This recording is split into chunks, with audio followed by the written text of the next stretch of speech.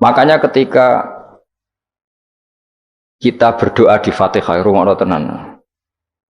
Ketika kita doa di Fatihah seperti ihdinas siratal mustaqim iku siratal ladzina an'amta 'alaihim. Mestine normalnya kan tunjukkan kami jalan yang lurus yaitu siratoka jalan engkau ya Allah. Itu tidak seperti itu, tapi siratal ladzina an'amta 'alaihim, jalannya mereka yang telah engkau beri nikmat. Karena manusia enggak mungkin niru Allah langsung, mergo Allah itu mboten apa? Mangan mboten. Artinya kita ini bisanya niru, ya niru wong ketemu wong, hadis ketemu hadis. Sebab itu ajane wong toreko ya ono benere ketika mengatakan wong kudu di guru. Cuma tak arani ono benere kok enggak fairnya kan kadang maknane guru itu hanya mursyid. Sebetulnya ngomongnya ndak usah seperti itu ya. Semua orang harus punya sanad. Sanad di toreko disebut mursyid, ning ilmu hadis disebut rawi, ning kepesantrenan disebut napa? Kiai atau guru. Tapi problem sebagian orang itu kan asobia, torikoh, yang penting itu duwe napa? Mursyid. Anak mahasiswa penting di dosen. Karena apa? Itu tadi rungokno tenan, awas kena salah. Orang itu ndak bisa niru Allah, sing iso ditiru padha-padha manusa. Mulane ihdinas siratal mustaqim siratal ladzina an'amta. Anut dalane wong sing telah engkau beri nikmat. Ya yang telah itu siapa? Ya sing wis mati. Iku sing mesti kena dinut sing wis mati. Tapi problem wong mati niku terserah sing nyejarahno. Padha wae iki misale anut Abdul Qadir Jilani utawa anut Imam Ghazali, rawine hok utawa penafsirnya goblok. Ya mau kados kula ngaji sore tak contohno, ana wong soleh alim jagungan mbek wong ayu utawa ketemu wong ayu takok-takokan ning perapatan. Terus mbok simpulno nak ngono jagungan mbek wong ayu iku. Lha iku kan goblok banget. Padahal iso wae wong iki faktor tangga sehingga ngregani utawa kebetulan cawe wedok mau takok bab haid. Gelem ra gelem kan kudu dijawab. Dan kesunatane jawab pancen ning perapatan, nek ning omah rapati sunat. Tak jamin secara fikih. Semakin di depan umum semakin baik karena ketemu perempuan yang tidak mahram baik di depan umum maupun baik dhewean. Baik di depan umum. Tapi kadang-kadang wong sing ra iso ngaji malah ngono kok ngarepe wong akeh tok dhewean ya malah bahaya tuh bocah kok. Wong ra tau ngaji ku repot. Makanya kiai-kiai itu nak nyemak mbak-mbak itu rata-rata malah di depan umum. Memang bagus di depan umum kalau ketemu orang yang tidak mahram. Mergo pikirane wong ra macam-macam. Pantangannya seperti Dewi Nabi layak luwana rojulun bemrate. Tidak boleh orang persepen. Ya, jadi kan nanti tonggo ayu. Nak pun jagungan ke depan umum. Beda macam-macam. Nak kono gelem loh. Mestinya ora gelem jagungan baca elek. Tapi kadang orang berpikir, ojo ngarepe wong akeh mari ditiru. Lah asal di depan orang banyak itu harame rapati nemen koyok dewi. Tapi kan tetap nak disimpulno itu boleh repot. Baleni malih ya terus dalane Allah iku kudu niru wong, ora oleh langsung niru Allah mergo Allah iku mukhalafatul lawati niru wong. Mulane wazkur Ismaila wal Yasa. Kanjeng Nabi sing kekasih Allah kon niru Nabi Ismail, Nabi Yasa, Nabi Nabodal. Maksudnya niru wong. Kali Ismail di prestasi mengorbankan dirinya untuk abahnya. Iku ngewangi bangun apa? Ka'bah dan siap disembelih. Nabi Yasa di prestasi seperti ini, Nabi Dzulkifli punya prestasi seperti ini. Iku dawuh pangeran kena eling aku, iku eling hamba-hambaku sing saleh. Mergo eling Allah langsung tuh tidak bisa karena ada problem apa? Allah itu mukhalafatul lil hawadis. Saiki wong udah ora iso ngaji, muni langsung anut Kanjeng Nabi. Anut Kanjeng Nabi itu artinya apa? Pastikan riwayatnya benar dulu. Nabinya pasti benar, tapi riwayat yang sampai ke kita. Pertanyaannya bukan kita anti anut Nabi, memastikan riwayat itu benar atau tidak. Setelah riwayat itu benar, maknanya benar enggak? Bisa saja maknanya salah. Kayak kelompok-kelompok yang mudah mengkafirkan orang itu maknanya hadis salah. Memang Nabi ngendikan laisa minna ya tidak termasuk golonganku wong sing tau bodoni. Tapi maksudnya Nabi ya dalam konteks itu tidak termasuk golonganku. Bukan berarti dia sama sekali tidak termasuk umatnya Kanjeng Nabi. Karena dalam banyak hadis Nabi ngendikan syafaati li ahlil kabair min ummati. Umatku sing tahu dosa lah berhak mendapat syafaatku. Andai kan orang yang pernah bodoni langsung enggak umatnya Nabi, berarti menjadi kafir. Antuk dari hadis wa laisa minna. Ora termasuk golonganku wong sing nate bodoni man ghasyana. Banyak kalau nuruti itu banyak, tidak termasuk golonganku sing bodoni, termasuk golonganku yang itu kan banyak yang dicap Nabi enggak. Riwayatnya benar tapi pemaknanya salah. Makanya ada pepatah masyhur itu kalau dalam tradisi ulama itu, laula murabbi lama arafna rabbi, walau lal ulama lama arafnal am. Iya, laula murabbi umpama ora ana sing didik aku, lama arafna rabbi. Kita ndak akan ngerti Tuhan ingsun. Ya, jadi misalnya kue urip ning alas, gak ana guru, gak ana apa, rom yo wit iki pahit, wit iki manis. Nah, banyu iku nyegerno kan ngono-ngono tok. Kowe roh pangeran kondi saja. Masa belajar filsafat sendiri. Paling rom kidang mbok bedak, roh celeng mbok bedak. Jenenge ra ono siapa-siapa. Mulane laula murabbi lama arafna rabbi. Jadi kita tahu Allah barokah para murabbi, wong sing didik. Jika hubungan kita dengan Allah itu ya nurut sing didik. Ya jenenge laula murabbi lama arafna rabbi. Terus nomor loro walau lal ulama lama arafnal anbiya. Andai kan ndak ada ulama, kita juga gak ngerti Nabi. Kowe kok sithik-sithik sunah Rasul hadis sing nerangno sapa? Kalau kowe ngerti Nabi ku nak sujud. Iku ngene, kowe jare sapa? Iku sangka sallu kama raaitumuni sholli. Sahabat nyekseni sujude Nabi, tabiin nyekseni sujude sahabat, tabiin nyekseni sujude para tabiin, terus sampai kula ngerti sujude Mbah Mun niru Mbah Zubair, niru Mbah Karim Nirboyo, terus niru sampai Mbah Hasyim niru Mbah Mahfud niru sing aran Anatut Talibin Nabi Bakar Sato, beliau niru Utsman Ad-Dimyati, terus niru Sayyid Zaini Dahlan ya, terus saya Utsman Ad-Dimyati, terus sampai Kanjeng Nabi Muhammad sallallahu alaihi wasallam. Mulane walau lal isnad laqala man sa'a ma seandainya tanpa sanad maka orang akan ngomong sekena. Karena itu agama. Sehingga Allah orang ngendikan ihdinas siratal mustaqim siratoka, tapi ngendikane siratal ladzina. Kita harus ngikuti orang. Orang itu siapa yang bisa diikuti? An'amta alaihim, yang telah engkau beri nikmat. Nah, jadi wong itu ora ngerti ngaji ngene iku. Pokoke anut Nabi. Karena kalau anut Nabi secara 100%, misalnya ke sisa niru nyun sewu, misalnya sisa niru hal tertentu. Sesuai nak serampangan, saiki sampe nak bedheki. Kowe saiki misale wis sisa niru Nabi salat qobliyah. Wis qobliyah niru Nabi, cingkrange wis anut Nabi. Wis misale terus dia wis niru Nabi. Nanti kalau agama itu tidak ada riwayat. Nabi uripe ning Mekah Madinah, kenapa kamu tidak urip ning Mekah Madinah? Misalnya pertanyaannya seperti itu. Maka yang ini terus panjang. Nah, memperdebatkan seperti ini itu tidak ada dulu ulama. Mulai dulu nggak ada memperdebatkan seperti ini. Karena ulama lah yang tahu cara pandang usul fikih ini. Nabi ketika nempat di Madinah itu jenenge waqi'atu ainin, satu fakta. Sementara Nabi nak nasrul Islam itu misi. Ulang lagi ya, Nabi nempat di Madinah namanya waqi'atu ainin, satu fakta.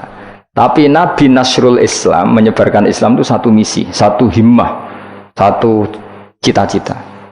Sehingga kalau ulama ditanya, kamu hidup di Madinah tapi nggak bisa menyebarkan Islam, dengan hidup di Uni Soviet dan menyebarkan Islam, milih mana? Sehingga Sayyidina Ali karramallahu wajhah itu milih pindah ke Najaf, ke Irak. Karena beliau menganggap Madinah sudah cukup aman Islamnya, aman peradabannya. Beliau ingin menyebarkan Islam di bawah kemana? Kufah, yaitu tenggene Najaf. Nah, tapi nggak bisa kamu katakan, Sayyidina Ali gak niru Nabi. Nabi urip di Madinah kok dia pindah budi Irak. Tapi karena pertanyaannya bisa dibalik, nak tetap neng Madinah, orang Jawa nguyai segoro tahsilul hasil. Karena mendakwai sesuatu yang sudah jalan. Tapi kalau ke Irak, menyebarkan agama. Waktu galeng ini, nak kue neng Papua, aku nggak masjid sebagai pendiri. Tapi nak kue neng kota, ngurmat masjid itu untuk opah, misalnya milih. Cara gue golek ridane pangeran. Nah, misalnya seperti itu. Jadi ulama usul fikih yang tahu duduk perkaranya itu. Ya sudah, kita harus mengikuti ulama. Karena dia yang tahu, beliau-beliau ini yang tahu cara pandang.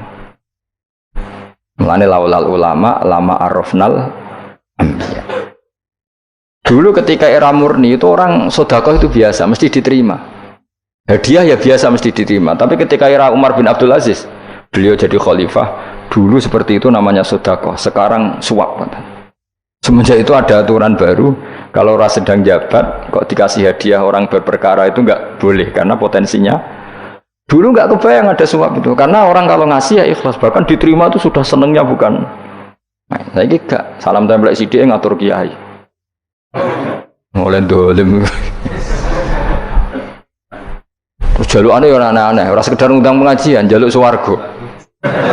Amit-amit tenan. Justru iku mari ra swarga, wong salam tempel ngono kok jalukane apa? Swarga. Jadi saya ulang lagi ya, eling-eling makalah ulama, laula murabbi lama arafna rabbi, walau ulama lama arafnal anbiya. Karena kita butuh sanad. Kalau kamu tanpa sanad, maka membayangkan Islam itu sesuai yang kamu bayangkan tadi. Jadi misalnya bayang Nabi itu figur yang begini-begini. Padahal kadang Nabi itu figur yang secara ilmu sholah itu malah kadang nggak iso nalar. Sing iso nalar itu ilmu yang riwayat. Misalnya gini, Nabi itu punya sisi unik. Kalau dahar itu di depan umum. Kadang sampai di luar di depan umum. Terus kalau memperlihatkan sebagai manusia itu ya diperlihatkan. Kenapa? Karena Nabi jadi Nabi itu setelah Nabi Isa. Nabi Isa karena begitu sempurna malah kecelakaan dianggap pangeran. Sehingga Nabi itu kalau dari di depan umum. Terus Nabi istrinya banyak. Karena untuk mempertegas bahwa Nabi itu tidak Tuhan. Karena ciri utama Tuhan itu tidak beristri, tidak beranak, tidak makan, tidak minum. Jadi kamane cara bahasa modern itu Nabi justru bikin kontra dengan Tuhan supaya kelihatan tidak sebagai Tuhan. Nak loro yo bangga, nak dahar yo bangga, nak ngombe yo bangga. Justru itu bagus, itu di ranah ilmu. Tapi nak di ranah rasa kowe kan seneng di panutan sing terkenale ra tau mangan. Terkenale ra tau ngombe. Kan kesane kan luweh luweh keren. Tapi secara ilmu itu tidak bagus karena nanti ada potensi kecelakaan dianggap Tuhan. Itu contoh-contoh kecil. Jadi itu ilmu. Lah yang tahu itu ya tak ulang lagi ulama. Justru Nabi ketika sakit, ketika dipanah ya luka, ketika diantemi wong kafir ya berdarah-darah. Itu bagus. Orang nggak perlu memitoskan Nabi itu orang yang misalnya nak dipanah ra tedas, dibacok ra popo. Iku gak Nabi pendekar jadi paham. Jadi tapi itu secara ilmu dan sahabat nggak pernah kecewa misalnya nyon sewu Nabi dipanah kok popo ya ra kecewa ya seneng aja. Karena mereka diajari Nabi aku itu gak pangeran. Tidak, ini saya cerita. Jadi andai kan agama itu tidak berdasar sanad, tidak berdasar ilmu, maka orang akan menghayalkan agama dengan pikirannya sendiri. Itu kan seperti orang idolakan Gajah Mada, wah Gajah Mada terlalu sempurna sampai musno. Jadi gak ono kuburane, baliknya neng langit. Soalnya itu dintilah musno terus macam-macam. Nah bayangkan kalau agama disepertikan itu, betapa bahayanya. Makanya agama itu butuh apa? Sanad. Karena sanad ini yang menjaga konstitusi apa? Agama. Makanya eling-elingin apa? Laulal ulama lama arafnal anbiya walau la murabbi lama arafna rabbi. Kita tidak pernah tahu Tuhan kecuali. Nah maka guru ini posisinya kuat sekali. Saking kuatnya posisi guru, ya guru yang seperti ini sampai ada pepatah tadi man ta'allama bila sayhin fasehu setan. Orang belajar tanpa guru berarti gurunya itu setan. Karena ekstrimnya guru, ekstrim, orang tanpa guru itu. Nah kemudian terus mulai ada dominasi. Orang toreko hanya nganggap itu mursyid, mahasiswa hanya nganggap itu dosen misalnya. Terus di tradisi ilmu itu guru. Sebetulnya itu tidak itu semua, yaitu bagian dari itu, tapi tidak itu semua. Yang penting itu ada sanad.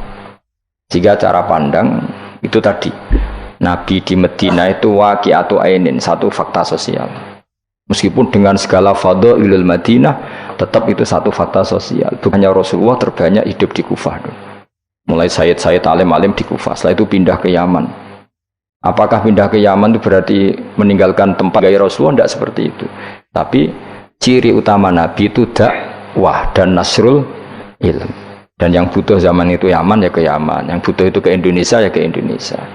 Nah, andai kan sunnah Rasul dimaknai secara sepihak, kudu urip ning Madinah. Berarti orang Islam sekali gak ning Madinah gak dianggap sunnah Rasul. Wah, kan terus panjang jadinya. Makanya terus ada ilmu, yaitu namanya usul fikih. Usul fikih itu yang ngatur itu semua, yang bisa menganalisis. Caranya gampang saja. Zaman Nabi Sugeng itu sudah nyuruh Sayyidina Ali ke Yaman, disuruh dakwah ke Yaman. Beberapa sahabat disuruh ke daerah-daerah terpencil. Artinya apa? Andai kan yang ditempati Nabi Madinah itu jadi sentral, harus orang di Madinah, Nabi tidak akan menyuruh orang keluar dari. Tapi nyatanya mereka disuruh keluar demi kepentingan dakwah. Berarti keluar dari Madinah itu bukan meninggalkan sunnah Rasul. Akhirnya terus jadi ilmu. Makanya terus dibedakan mana waqi'atu ainin, mana yang misi. Tentu didahulukan apa? Misi atau himmah. Jadi itu harus ada ilmunya, memang seperti itu. Misalnya termasuk yang paling terkenal saya contohkan berkali-kali. Nabi itu kalau sedekah ya pakai tamar. Kalau uang ya pakai dinar. Tapi ilmu kita tahu maknanya itu adalah alat tukar. Hingga di Indonesia kita sedekah pakai rupiah. Kalau Nabi pakai tamar, kita ganti beras karena maknanya kut, makanan pokok. Oh kok pepeh niru Nabi. Lagi niru Nabi saiki berarti sedekah rupiah gak niru Nabi. Nabi enggak pernah sedekah pakai rupiah, tapi pakai apa? Dinar. Nah itu terus ada ilmunya. Yaitu disebut ada ilmu waqi'atu ainin. Kebetulan Nabi orang Mekah, maka sedekahnya pakai dinar. Di era itu orang Mekah seringnya dahar kurma. Terus itu semua dimaknani kut sama alat tukar apa? Kut sama alat tukar. Sekarang alat tukar rupiah ya berarti sedekahnya rupiah. Kalau zakatnya dulu makanan pokok di Mekah ya kita zakat pakai makanan pokok di Indonesia. Maknanya beras. Itu ya ulama lagi yang tahu, itu ulama. Lane lengi-lengi ihdinas siratal mustaqim itu siratal ladzina, jalannya mereka yang telah engkau beri nikmat. Karena kalau langsung anut Allah atau apa? Anut Kanjeng Nabi misalnya, terus sanatnya gimana coba? Misalnya sholat madhep Ka'bah, itu ya sudah kita anut Nabi, sholat itu madhep Ka'bah. Tapi zaman Nabi teng Madinah itu luas masjid Madinah itu sudah lebih dari luasnya Ka'bah. Geleng-geleng. Dina ana wong fanatik Ka'bah itu fanatik presisi Ka'bah itu rapati ngaji. Zaman Nabi Sugeng itu luas masjid itu sudah lebih luas ketimbang Ka'bah. Ka'bah itu hanya 18 kali 16 meter. Saya rungokno 16 sampai 18 meter diameternya itu. Berarti kalau ingin kenceng Ka'bah, semua masjid harus luas maksimal itu 18 meter. Karena kalau masjid itu 50 meter, berarti ujung yang sana sampai sana itu sudah tidak center Ka'bah. Kalau ingin center harus bentuk U. Iya kan? Kalau Ka'bah itu 18 meter, kalau ingin kenceng Ka'bah berarti masjid semua harus berapa luasnya? 18 meter. Nanti kalau 50 meter yang ujung sana sama ujung sana, bodoh utopia, bodoh. Tapi zaman Nabi Sugeng itu masjid di Madinah itu sudah lebih luas ketimbang diameter. Itu menunjukkan bahwa madhep Ka'bah itu tidak harus persis Ka'bah untuk jarak yang jauh, cukup jihad itu namanya arah. Ya terus seperti itu. Lagi-lagi lalu ulama arafnal ambiya. Kemudian nasah mansuh. Kalau sampean belajar textbook, Nabi Ibrahim bujune akeh, Nabi Dawud bujune akeh, Nabi Sulaiman apa meneh. Kowe langsung anut. Ya tidak bisa. Ulama yang tahu ini syariat yang sudah mansukhoh, sudah dihapus ketentuannya. Ya begitu terus seterusnya. Ngilangin najis ya begitu, terus ngelola anak ya begitu, semuanya. Terus ulama ngarang fikih detail itu, disebut kitab fikih itu, ada Fathul Qorib, ada Fathul Mu'in. Jadi kamu tidak bisa berdiri sendiri memahami agama. Makanya laulal isnad laqala man sa'a masa, andaikan tidak ada sanad, maka orang akan semau gue, karena dia punya pikiran, kebetulan dia kiai, dianggap itu pikirannya Islam. Dia punya pikiran, kemudian dia mubalek pas acara Islam, dikira itu pikiran, padahal pikirannya Juga ada orang ngomong, Kiai sekarang harus kaya, kalau nggak kaya nggak dihormati. Mana ada target Islam ingin dihormati? Itu satu kesalahan. Bilang harus kaya. Mana ada di antara hukum fikih itu kaya itu harus. Mengharuskan sesuatu yang tidak wajib itu dosa besar. Ijabu malam wajib. Itu sudah salahnya kebanyakan. Terus target supaya dihormati. Mana ada target Islam orang ingin diridani Allah, ingin dihormati uang. Lucu meneh kan itu mesti pikirannya sendiri. Tidak mungkin itu pikiran Islam. Ya tidak hilang ya. Laulal isnad laqala man sa'a masa. Andai kan tidak ada sanad, maka orang mau ngomong apa saja ngomong. Terus dibutuhkan sanad. Termasuk yang ekstrim itu juga butuh sanad. Misalnya ini contoh paling gampang ya. Ada dua orang saling bunuh, sama-sama mukmin, sama-sama membawa pedang tarung, terus yang satu terbunuh. Zaman Nabi Sugeng itu ngendikan al-qatil wal maqtul finnar, yang bunuh dan yang dibunuh di neraka. Buktinya zaman sahabat itu iskal itu janggal. Hadza al-qatil ya Rasulullah, fama balil maqtul. Oke, kalau yang terbunuh, yang membunuh masuk neraka saya sepakat ya Rasul. Tapi kalau yang dibunuh dosanya apa? Jawab Nabi, innahu kana harison ala qatli sahibi. Yang terbunuh sebetulnya mentalnya pembunuh, cuma nasibnya.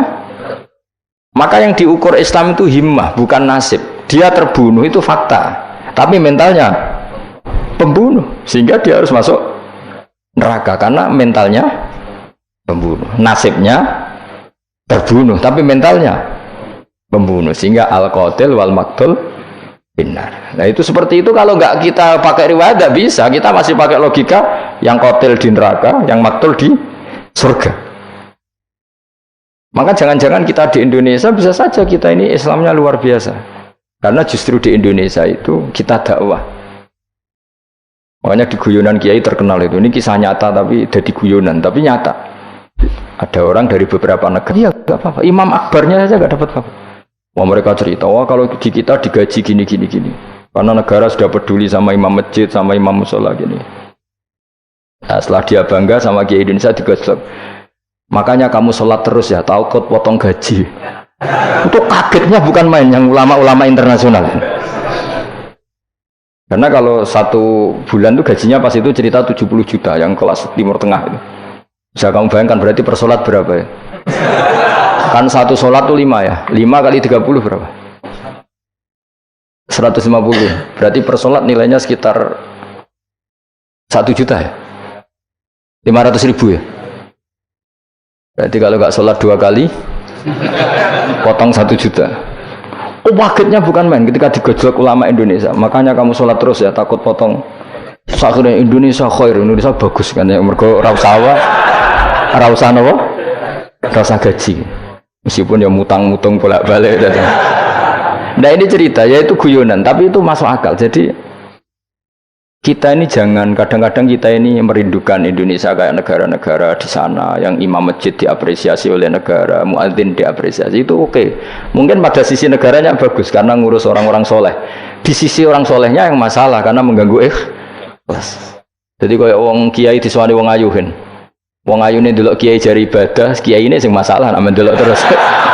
Jadi ya jari delok wong alim kan ibadah, sing masalah sing wah repot tuh.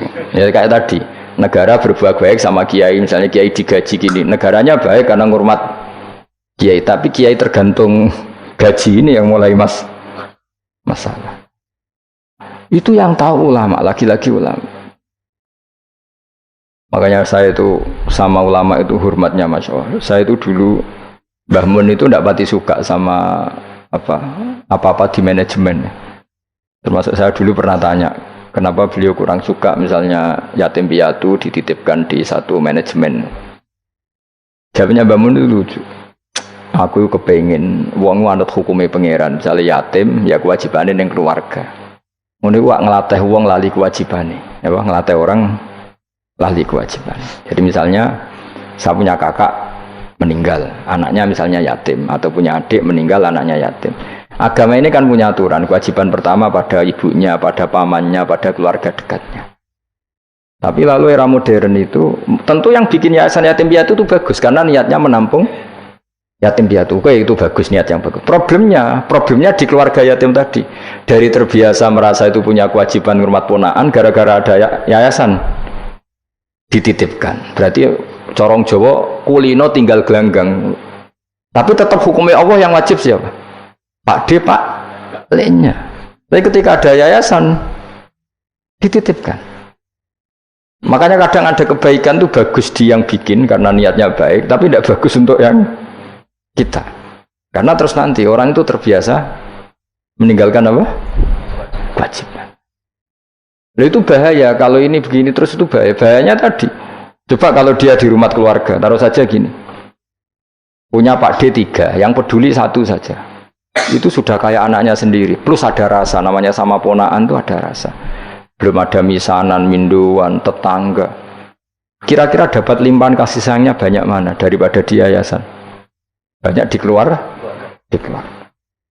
Meskipun yayasan itu ya bagus, tapi tetap tadi nggak boleh orang itu meninggalkan apa? Kewajiban. Itu cara berpikir ulama. Orang harus dilatih tanggung jawab terhadap kewajibannya sendiri. Makanya tadi ya, jadi pepatahnya itu. Tapi tetap yayasan itu baik. Tapi problemnya tadi, terus wong kulino tinggal gelanggang joro Jawa. Profesi yo gitu. Misalnya ben pinter di pondokno. Sebetulnya al-madrasatul ula itu ibu. Anak mbok pondokno sekira tanggung jawab. Sebetulnya pelajaran pertama dari anak adalah perilaku orang tua. Enak terus pondokno pasrah kiai. Mun yai kula pasrah bongko anak-anak kula dadekno wong saleh. Wis piye karepe sing di anak iku sapa? Percontohan anak itu pertama orang tua. Tapi saiki nah kiai ini apa ya? Gawe lembaga pendidikan ben orang bisa belajar. Wong tuane sing kuwaco. Terus ora tanggung. Makanya lucu kan akhirnya kiai itu sakit didik santri seneng akhirat mulai diwari kedunyan meneh mbek wong tuane. Dadi anggere mulai kambuh. Mondok apik neh kok mulai. Karena tadi. Ya saya ulang lagi ya. Jadi Allah itu layak kulu walaya namu walaya srob. Allah itu enggak tidur, enggak makan, enggak minum, sehingga enggak bisa ditiru. Yang bisa ditiru itu sesama manusia. Mulane waskur Ismaila wal yasa wadal kifal nabo ihdinas siratal mustaqim siratal ladzina an'amta alaihim. Maka ketika kita nanti masuk surga tu faulaika ma'al ladzina an'ama Allahu alaihim minan nabiyyin wasiddiqin wasyuhada'i wassalihin wa hasuna ulaika rafiqa. Jadi enggak bisa kamu soleh sendiri, itu enggak bisa. Karena kalau soleh sendiri pasti dipimpin khayal, itu tak jamin pasti dipimpin apa? Khayal. Hingga harus ada sanad. Ya, makanya laulal isnad laqala man sa'a masa'a. Andai kan tidak ada sanad, maka orang mau ngomong apa saja diomongkan. Makanya kita butuh apa? Butuh sanad. Kalau terusakan ya. Terus nanti Rabbus samawati wa ma min ilahin illallahul wahidul qahar. Rabbus samawati. Pangeran iku sing mengerani pira-pira langit wal ardi lan bumi, wa malan perkara bainahuma antarane samawat lan ardh. Al-Azizu turdat sing menangan, Al-Ghalibu sing kang menangan ala amri. Ing atase urusane Allah. Al-Ghafaru kang akeh nyepurane li auliyaihi maring pira-pira kekasih Allah. Kul ngucap sira Muhammad lahum maring para kafir Mekah zaman iku huwa nabaun azim. Huwa utawi iki iku nabaun azim. Huwa utawi ikilah Quran misalnya. Huwa utawi ikilah Quran iku nabaun cerita azimun kang gedhe. Antum kang utawi sira kabeh andu saking Quran iku muriduna iku mengo kabeh. Ail Quran itu keseute Quran radhi kang ambak tukang cerita ingsun kum ing sira kabeh fi iklan ladzi. Wajib tu lan teko ingsun kum ing sira kabeh. Fihi napa fihi? Wajib tu kum fihi. Wajib tu lan nekane ingsun kum sira kabeh fi dalam Quran bima lan perkara layak lamu kang ora den kinawri apa ma ila biwahyin. Wa wa qauluhu ma kana liyamin ilmin bil malil ala iku nabaun azim, ku cerita yang besar. Maka ora ana iku liya kedingsun min ilmin saking pengetahuan bil malil ala kelawan percakapane malaikat papan atas yaril malaikati ityaqtasimu nalikane berdebat sapa ngake fisani Adam ing dalam masalah Nabi Adam hina qala wa taala inni ja'ilun fil ardi khalifah. In huwa ora ana ta kabeh iku in iyuha ilayya ma kana yamin ilmin bil malaila ala it yahtasimun iyuha ma yuha tegese ora den wahyu ana ilayya maring ingsun apa illa annama kecuali sak temne ingsun sak temne ingsun nadzirun iku wong sing ngekeki peringatan mubinun kang jelas oleh ngekeki peringatane bayinul ingdar tegese banget oleh ngekeki peringatan. Waskuran ilinga sira iskoran alikane dawa sapa rabbuka pangeran sira lil malaikati maring malaikat inni khaliqum basarum mintin inni sak temne ingsun khaliqun dat sing gawe ingsun gawe basaron ing manusa mintine sange lemah wa utawi basar iku adamu adam faidza sawaituhu mongko nalikane wis nyempurnano ingsun hu ing adam atmam tu tegese nyempurnano ingsun hu ing adam wa nafakhtu lan yop ingsun ajra itu tegese melakono ingsun fi ing dalam adam min ruhi saking roh gawean ingsun wa namanani sanut kula man min ruhi saking roh gawean ingsun ora bermakna min ruhi saking roh ingsun berarti adam ditiup ruhi Allah terus di adam ada ruhi Allah kuwi dadi setengah Nasrani mergo dadi Roh Kudus iki dadi mulane repot dadi namanani sanut aku wae wae min ruhi saking roh yang digawe ingsun ya rada bulet manen. Fasara mengko dadi sapa Adam khayan dadi urip. Nah, wa idhofatur roh ta ing idhofano lafat roh ilahi maring min ruhi ku tasrifun mung ngekeki penghormatan di Adam maring Adam. Lagi-lagi ini malaikat. Malaikat itu di apa? Malaikat itu kan yo duwe pikiran. Terus iblis yo duwe pikiran. Sing podo-podo pikiran niku ya rada bener iblis pikirane lho ya. Tapi nurute bener malaikat. Jadi umpama agama anut pikiran ya bener iblis. Mergo cara berpikir iblis iku Adam ku sangka lemah, aku sangka api. Berarti keren aku. Nah cara pikirane malaikat wis ora mikir bombol yo ndi dikongkon yo manut. Jadi agama ini sanad. Agama ini seorang lagi napa? Sanad. Sakjane cara tauhid ya keberatan, aku ana istilah Baitullah ya keberatan. Wong Baitullah maknane omahe Allah itu takok. Allah manggon wirdi ning Ka'bah. Jadi kita harus ngikuti ulama. Dikatakan Baitullah itu nama penghormatan. Sesuatu itu mulia, maka disebut Baitullah. Bukan berarti Allah nempat di situ. Mergo Allah ndak butuh napa? Tempat. Jadi itu kan jelimet, Mang. Lagi-lagi yang tahu itu ulama. Masjid ya dikatakan Baitullah. Nah misalnya iki masjidnya pangeran, malah mbok maknane lucu. Masjidnya pangeran, berarti iki tempat sujudnya pangeran. Nah, kacau kayak. Tapi berhubung wong ra paham alhamdulillah demun-demun iki masjidnya pangeran. Jajal maknane bahasa Arab. Iki masjidnya pangeran, maknane terjemah. Iki tempat kacau kayak. Ibarat kayak bodoh ora roh nek iku kacau. Jadi kacau. Yang melane anut ulama, jadi darani Baitullah apa dikatakan daleme Allah maknane apa idhofatut tasyrif. Napa idhofatut tasyrif maknane omah sing mulia sampai diistilahno daleme Allah. Wis kudu bulet ngono kaya niki napa? Wa idhofatur roh lahu napa?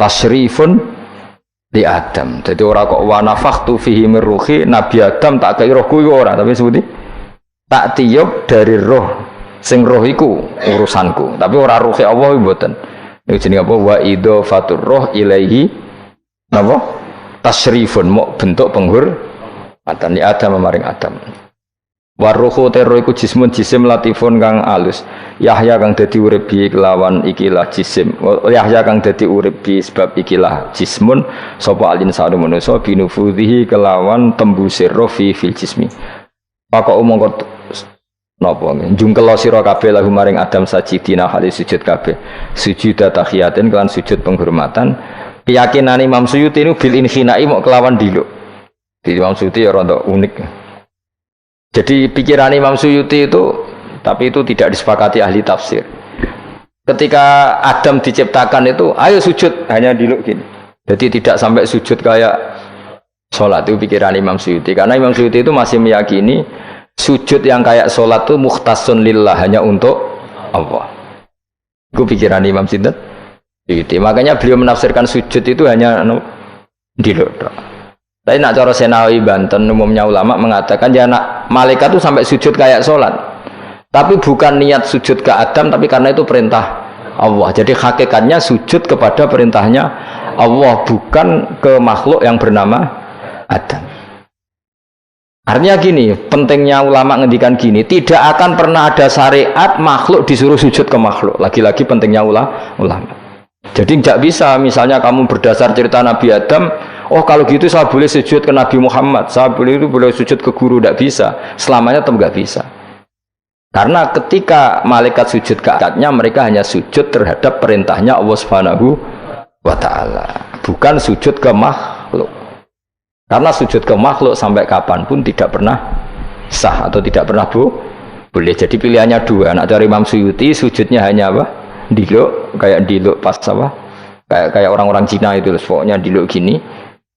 Kedua, atau memang kayak sujud pas sholat, tapi bukan niat sujud ke Adam sebagai makhluk, tapi sujud karena itu perintahnya Allah Subhanahu wa Ta'ala. Jadi hakikatnya sujud kepada Allah. Makanya kalau dalam ngaji-ngaji ulama itu, agama ini dari awal unik. Allah melarang sujud kepada batu, tapi kita sholat itu madhep Ka'bah. Kemudian juga ada batu.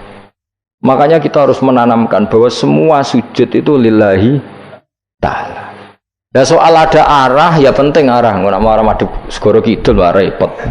Jadi arah itu mau dipakai kesepakatan untuk menunjukkan kalau kita muslim, arahnya sujud itu ke Ka'bah. Tapi tetap sujud kita hanya lillahi ta'alanya karena Allah. Saya ulang lagi ya, jadi itu pentingnya ulama. Hanya ada dua versi. Satu, malaikat tidak sujud kayak sholat, tapi hanya diluk. Ini cara Imam Suyuti, napa sujud tahiyatin bil inhina, napa bil inhina. Tapi kalau banyak ulama mengatakan ya sujud betul, tapi tidak niat sujud ke Adam, tapi tunduk kepada perintahnya Allah Subhanahu wa Ta'ala. Pas saja tamu kau sujud sopal malaikatu malaikat kulhum iskabene malaikat ajmauna halis kabene kabeh. Fihi ku tetap ing dalam dawuh kulhum ajmaun tak kidani utawa taukid loro, yaiku kulhum dan ajmaun illa iblis kecuali iblis. Wa ta iblis ku abul jinni ku abul jin, karena ana sapa iblis ku benal malaikat ya antarane para malaikat. Istakbara sombong sapa iblis wa kana lan ana sapa iblis minal kafirina setengah sange wong sing kafir kabeh fi ilmillahi taala ing dalem ilmune Allah taala. Kala dawuh sapa wa taala ya iblis wa iblis ma manaka mau te apa iku mana ngalang-alangi apa maka ing sira. Antas juta ento sujud sira lima maring perkara kholatu kang gawe ingsun biadaya kelawan tangan loro ingsun, manane kelawan kekuasaan ingsun. Maknane yadaya di maknane nah ulama. Mergo nak maknane tangan kok repot nah. Berarti Allah duwe tangan. Terus dirubah Imam Suyuti, diciptakan dengan tangan saya sendiri. Maknane apa? Tawalli itu tegese nguasani ingsun khalqawe gawe Adam. Jadi Adam tak bikin sendiri. Maknane wis pokoke ngono. Dadi biyadaya itu istilah penghormatan. Bukan hakikatnya Allah bikinnya pakai tangannya. Wa hadza utawi iki ku tasrifun iku bentuk penghormatan di Adam maring Adam. Fa inna kulla makhluqin mongko sak temene hakikate kabeh makhluk ya tawala nguasai sapa Allah khalqahu ing gawe kulla makhluk. Astakbarta am kunta minal alin. Astakbarta ana ta sombong sira al ana ing dalem saiki anis sujudi istifhamu taubihin. Am kunta ana ta sira minal alin setengah sangge wong sing sombong-sombong kabeh.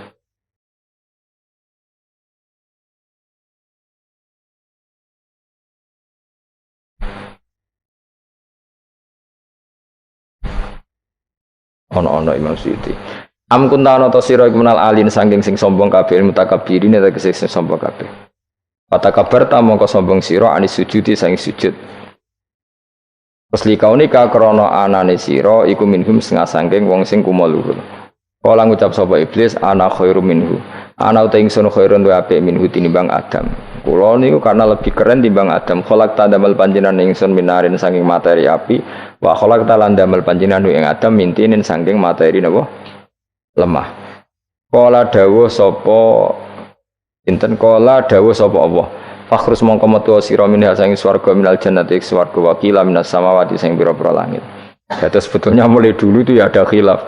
Fakhrus minha itu dari surga atau wakilah minas samawat. Fa innaka mutunanis debat itu orang penggawian. Surga zaman Adam itu sama enggak dengan surga yang nanti untuk kita di surga? Wong ya sama. Kalau sama sekarang di mana ya? Mus ribet, wong nganggur-nganggur seribet. Wong bus warga ora mesti kok geger perkara kok. Mas parah. Ya si Yahudi takok anu niku takok anu kok. Yahudi. Kanjeng Nabi nanti takok wong Yahudi, Muhammad nak langit bumi ku sok ben hancur pas kiamat. Terus manusa sing mati mulane Adam sementara ditakok endi. Jadi kan nak takok ngono mirip so. Mirip Yahudi. Nak mirip sugih apa-apa, nak mirip ngamure. Jadi agama ini selalu disoal pakai akal. Jadi agama tanpa akal ora iso berdiri, tapi kalau terlalu bawa akal itu ya repot. Ya makanya tadi itu pentingnya riwayat. Seorang lagi pentingnya apa? Riwayat. Makanya coro Imam Malik itu nggak suka sama agama di logika itu nggak suka. Karena nanti orang yang punya logika terus merasa lebih punya otoritas terhadap apa? Agama. Ya wis sesuai ngono agama iku angel oleh nerangno sampean tuh agama iku. Sampai saya kita bedheki Nabi Adam diusir konti. Swarga. Terus swargane Nabi Adam saiki didakoni. Mergo swarga iku luase sak langit bumi. Lah nek iku saiki didakoni ndi wong. Swarga lebih luas ketimbang langit. Kan enggak mungkin sesuatu yang luas diletakkan di yang sempit. Akhirnya Mu'tazilah enggak percaya anane swarga zaman Nabi Adam. Jadi swarga sing cerita Adam itu tidak sama dengan surga yang nanti arduhas samawati wal ard. Dari ahli sunnah yo sono, lan ning ndi wis ra roh pokoke ono. Ya itu kan sama-sama terus diterusno wong debat. Ya sudah guys. Nak cara aku wis mlebu sik kok gampang nerangno nek wis bar roh. Secara teori kan gitu, ora roh kok nerangno sak usih roh. Ya sudah sampeyan bu swarga wae lagi apa? Lagi nerangno. Pas aku nerangno kowe ra ning swarga ya wis ra ketemu. Wis kono enak nang cangkem elek ngono wis rasaku ben nerangno kowe ra ning kono ya wis akhire gak. Apa cocokan sampean? Aku tak nerangno swarga lah kok. Sing kono ben nerangno neraka. Mergo roe neraka. Agama iku unik. Ya karena tadi apa ya? Dari awal agama ini liqaumi yaqilun, tapi akal yang berlebihan itu ya mengganggu agama. Ya sudah, makanya saya ulang lagi itu riwayat ya, sebagian ini apa? Riwayat. Inna hadzal ilma dinun fangzuru amman ta'khuduna dinakum. Agama ini ilmu, kemudian kamu harus dari sanad yang benar, ya. Dari sanad yang apa? Dari sanad yang benar. Ya sudah seperti itu. Mana itu kalau setuju model kayak sholat sunat safar tidak harus madhep kiblat terus. Jadi agama ini sudah unik. Misalnya gini, sholat fardu kan wajib kiblat, tapi ada sholat yang nggak usah madhep kiblat, yaitu sunat safar. Misalnya orang di pesawat gini-gini. Karena guling-gilingan, nah, hakikatnya kiblat itu tidak fokus kita namun Allah Subhanahu wa Ta'ala. Jadi memang agama, tapi lagi-lagi itu butuh riwayat. Seorang lagi butuh riwayat. Kalau nggak pakai riwayat terus kok Abu Nawas kabeh. Karena tadi Amerika, saya ulang lagi Amerika, itu kalau dibor pas New York itu kena Ka'bah. Lah logikanya kalau arahnya pas itu kan bebas arah. Berarti orang Amerika oleh sholat bebas. Tidak bisa seperti itu, ya tetap anut konsensus ulama sana atau tradisi sana, kiblat itu ngambil arah mana? Karena dia pas. Ya bumi yang ada arah itu secara akal kan hanya rubuk 1/4. Makanya kalau kamu belajar falak itu ada rubuk. Lainnya itu sudah tidak ada arah. Misalnya bumi bulat bola, yang sama atas dikatakan sama-sama di atas. Ya kadarnya hanya 1/4. Lainnya itu sudah dikatakan samping. Makanya seperti Denmark itu ada daerah yang siang itu sampai 3 bulan, entah berapa siklus sekian puluh tahun. Ada yang lebih lama siangnya. Sampai 18 jam kalau di Eropa kadang puasa itu sampai 18 jam. Ada yang selalu nggak kena matahari kayak kutub utara, kutub selatan. Nah makanya kalau misalnya sholat itu ngikuti apa? Kalau ngikuti matahari orang kutub sholatnya hanya maghrib, isya, subuh. Gak wajib poso nggak tahu ono rino misalnya. Ya tidak bisa seperti itu. Jadi kalau nuruti logika kan terus berdebat terus. Tapi kalau nuruti rasa sebagai hamba, orang kutub butuh sujud sama Allah, orang kutub butuh loyal sama Allah dengan memperlakukan puasa. Ya sudah, akhirnya kita harus puasa. Nah, lalu kalau ukurannya matahari mereka tidak punya matahari, memangnya puasa itu penyebabnya wujudnya matahari apa penyebabnya loyalitas sama Allah Subhanahu wa taala? Loyalitas. Kalau penyebabnya matahari ya berarti kalau nggak ada matahari nggak usah apa? Nggak usah seperti itu cara berpikir. Makanya ngikuti ulama. Karena ulama yang tahu tradisinya Allah dan Rasul. Ya seorang lagi ulama yang tahu tradisinya Allah dan meskipun ya kadang saya enak dewe ulama. Mergo ya kadang ya mau kula bolak-balik ngomong gak diterangno mbek cangkem elek ora paham-paham. Makanya masyhur itu ada kiai di debat sama orang untuk PKI. Pak Kiai, kalau setan dari api masuk api kan biasa. Terus susahnya apa? Mau materinya dari api itu. Kiai iku mek lemah, swawarna raine. Lara, Cung, nggih sakit. Jare wong kok lemah, kena lemah kok lara. Karena ora kena diterangno. Manusia materinya kan dari tanah, berarti kena dipendem urip-uripan. Piye aja? Ya lara ya. Lah ya jare kok lemah kok dipendem ning lemah kok. Karena dijelaskan pakai lisan yang baik gak paham-paham. Sebenarnya kita ini ingin selalu baik, tapi ada orang-orang diterangkan cara baik-baik itu. Kayak misalnya ana wong kondo, Gus kula niku bojo kula cerewet ngene-ngene, apike kula pegat. Dicereweti bojo mbek diarani duda lara ndi? Lara diarani duda isen. Kowe payu rabi dicereweti, ambek ra payu rabi jomblo, sakit mana? Sakit distatuskan jomblo. Malah kena dicereweti sabar prestasi baru. Mesti wong diwolak-walik. Lan jarbe sekolah tas malan kula seneng mbek Imam Syafi'i. Kowe dirasani wong ning ngarepmu, diomongi, ambek dirasani seneng ndi? Seneng dirasani cara kowe. Cara Imam Syafi'i bukti kewibawa, buktine ngomong ning ngarepmu rawani. Jadi Imam Syafi'i itu rileks urip. Ya Aba Abdillah, orang yang tadi muji-muji jenengan tuh kalau di luar maki-maki jenengan.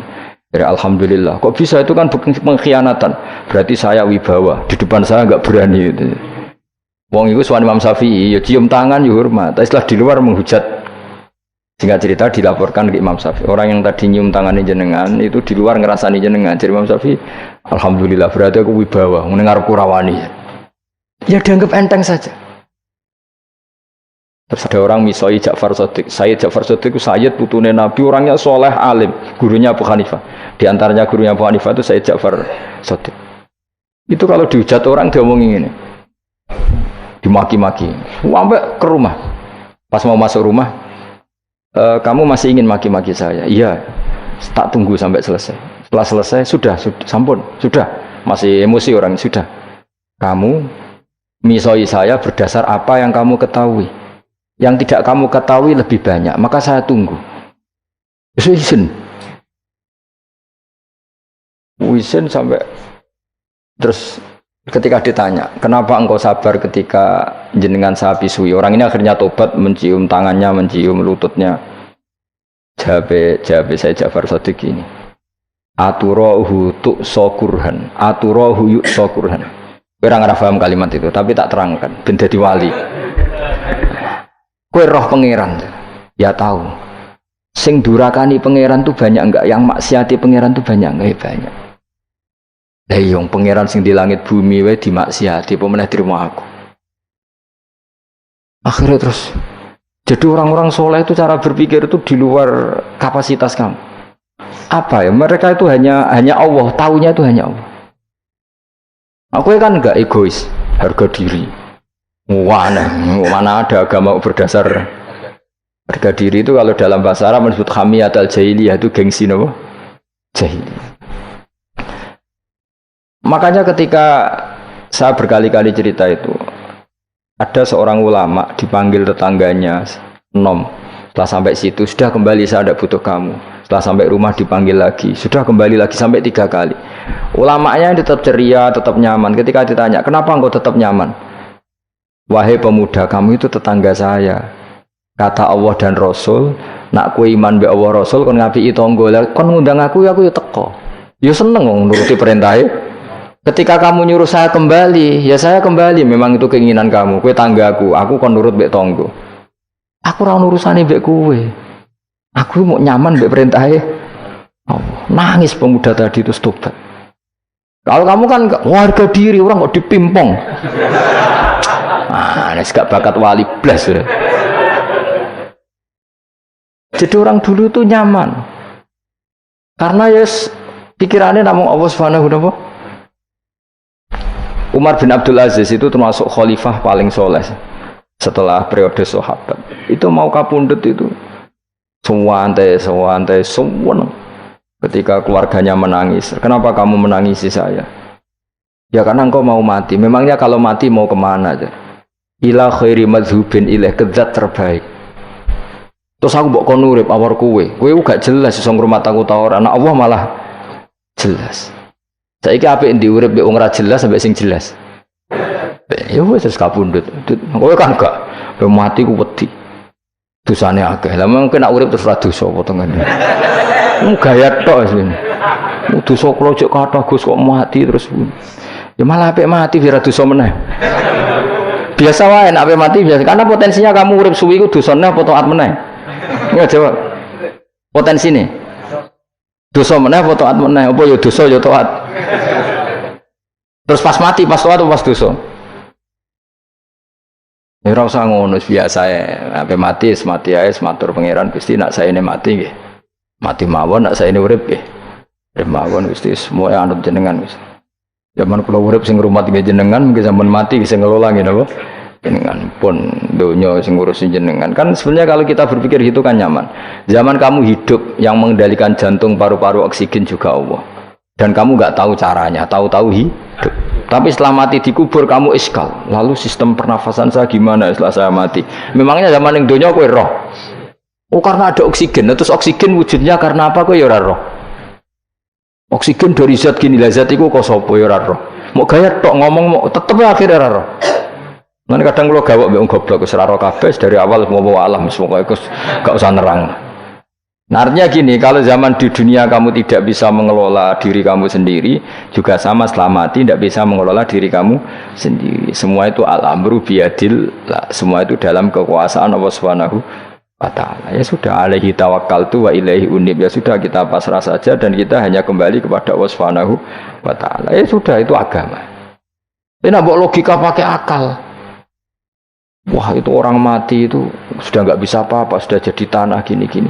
Ya, masalah catekar yang ngerti, nak jadi tanah itu tidak bisa apa. Tapi masalahnya kita ini dikendalikan oleh zat yang bisa mengelola semua. Itu Nabi Adam diciptakan juga dari tanah. Ya sudah, hanya berdasar riwayat itu yang kita akhirnya meyakini setelah kita mati juga bisa hidup lagi. Kalau terus nong. Fakhrus minha, qala dawu sapa ta'ala fakhrus minal jannati. Nah kita memiliki Imam Suyuti ya aneh niki radi fakhrus minal jannati khilaf.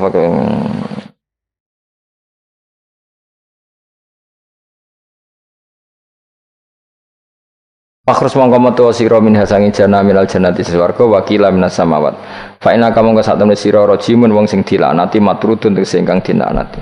Wa inna alaika lan sak temne kowe ngatasi sira laknati lanat ingsun ila yaumiddin maring tumeka hari pembalasan il jaza.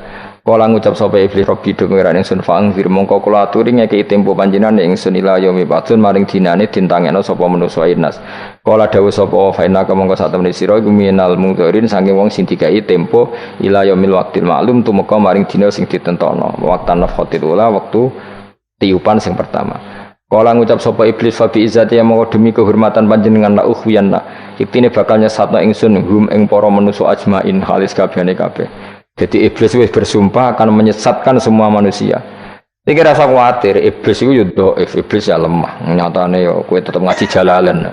Berarti ora sukses menyesatkan. Kondang di kowe iblis. Yo kondang sampean, dikon ra ngaji tetep ngaji. Dikon paham tetep ra paham. Berarti iblis itu enggak keren loh.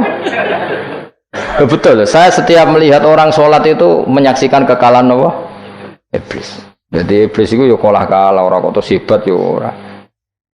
Biasa mawon, ora usah sing hebat sing namung pangeran. Illa ibadaka kecuali kaulane panjenengan saking ibad al-mukhlasina sing ikhlas kabeh. Jadi dari awal iblis wis menyerah ngadepi orang sing ikhlas. Ikhlas itu dimulai dari awalnya. Cara bahasa Inggris pokoknya hilir sampai hulu sampai hilir kudu ikhlas kabeh. Misalnya kita duit, yakin nek iku wae Allah. Sehingga kita ketika ngasihkan orang itu kamu enggak merasa itu milik kamu. Sehingga gak gampang undat. Selagi itu kamu benar keduanya awalnya salah itu masih mungkin tidak ikhlas. Uang ini milik saya, ilmu saya tak kasih ke kamu karena Allah, berarti masih potensi nggak ikhlas ya. Jadi kalau ngelatih ikhlas itu harus dua-duanya. Kamu punya uang milik Allah, punya ilmu milik Allah, punya jabatan milik Allah, kemudian kamu kasihkan sesuai perintah Allah, itu lebih mudah ikhlas karena la haula wala quwata illa billah. Selagi masih separuh saja salah, itu potensi berikutnya juga ikut salah. Kali aku ngurmat cahaya yatim kok ikhlas, duitku tak kena. Kata duitku itu menjadikan suatu saat. Dulu tak rumat tuh, saya jebule lali aku. Tapi kalau alhamdulillah saya pernah digerakkan Allah ngurmat cahaya yatim dengan milik Allah juga. Jika kita sekedar pernah melakukan ketaatan ini senang. Enggak penting berikutnya anak yatim ini nanti peduli kita apa enggak, enggak penting. Itu ikhlas ya. Ikhlas itu sesuatu yang semuanya lillahi ta'ala ya. Inna sholati wa nusuki wa mahyaya wa mamati lillahi rabbil alamin. Itu iblis menyerah kecuali hamba jenengan sing ikhlas.